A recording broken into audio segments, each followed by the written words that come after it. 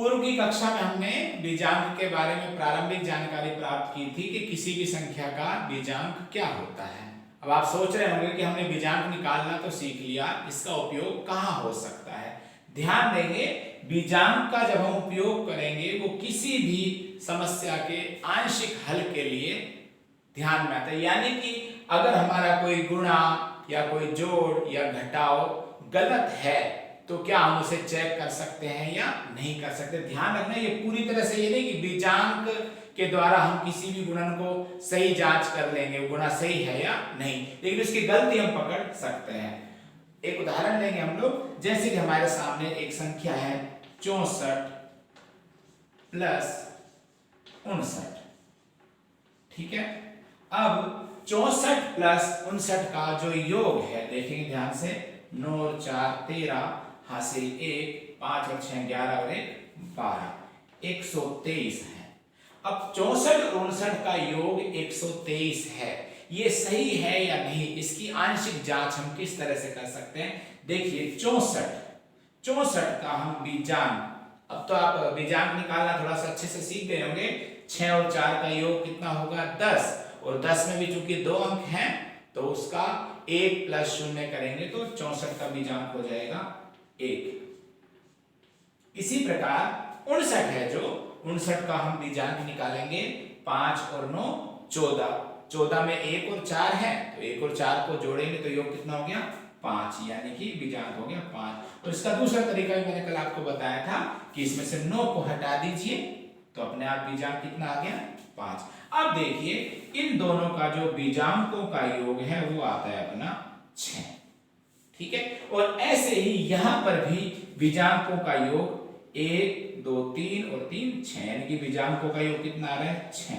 तो आंशिक रूप से कह सकते हैं कि ये सही हो सकता है। हम बीजांक का उपयोग कहां पर करते, अगर ये 122 की जगह मान लो यहां लिखा होता है, सॉरी 123 की जगह यहां लिखा होता है 122, तो हम बहुत आसानी से चेक कर लेते कि यहां तो बीजांक आ रहा है 6 और यहां बीजांक इसका कितना आता 5, इसका मतलब ये योग क्या हो जाता, गलत हो जाता। ठीक है, तो यहां पर चूंकि 5 बीजांक था और यहां हमारा 6 बीजांक आ रहा है, तो हम बहुत आसानी से कह सकते हैं कि ये जो योग है वो गलत है। इसी प्रकार हम किसी संख्याओं के गुणा देखते हैं। मान लो एक संख्या अपनी 24 के गुणा में हम करते हैं 17। ठीक है, देखते हैं इसका मान क्या निकलता है।